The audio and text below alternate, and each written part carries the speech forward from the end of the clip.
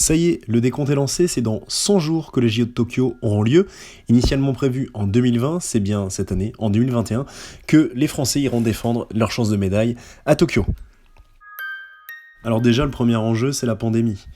Les Jeux risquent de s'ouvrir dans un contexte assez lourd, dans un contexte où déjà, au niveau des athlètes, la préparation a été fortement perturbée, et surtout, la fête olympique, comme on l'entend, le partage, sera tronqué, puisque cette année, il n'y aura pas de spectateurs étrangers, et effectivement, tout sera moins festif que d'habitude. Alors, la bonne nouvelle, c'est que les Jeux, à 98%, auront lieu. Le CIO l'a assuré, le comité d'organisation local japonais se montre très rassurant à cet égard. Les JO de Tokyo, qui ont été initialement reportés de 2020 à 2021 en raison de cette fameuse et triste pandémie de Covid-19, devraient avoir lieu, et selon les dires, quoi qu'il arrive. Alors déjà, ce qui est intéressant, c'est au niveau événementiel. Si on s'attarde un petit peu à l'organisation, c'est vrai que cette pandémie va créer et va nécessiter des jeux complètement nouveaux. Déjà, l'ancien Premier ministre annonçait et disait récemment, il faut réfléchir à cette occasion à un nouveau genre de Jeux Olympiques.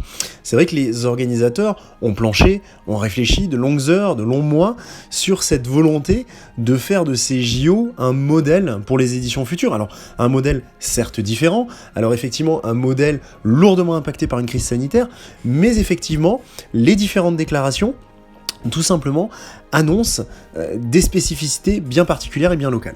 Alors de local, il en est justement question, puisque l'une des premières mesures, et la mesure phare des organisateurs, est de dire qu'effectivement, il va y avoir une limitation au niveau des spectateurs. Déjà, pas de spectateurs étrangers, des spectateurs locaux, et cela se traduit par un durcissement des conditions d'accès au Japon, notamment pour ce qu'on appelle les non-résidents.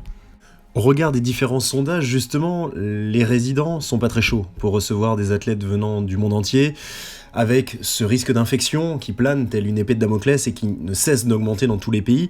Mais pour le CIO, pas question, il faut que le spectacle continue et ait lieu. Surtout par rapport au business que cela représente. Déjà, médiatiquement, les JO, c'est 350 000 heures de diffusion à la télé.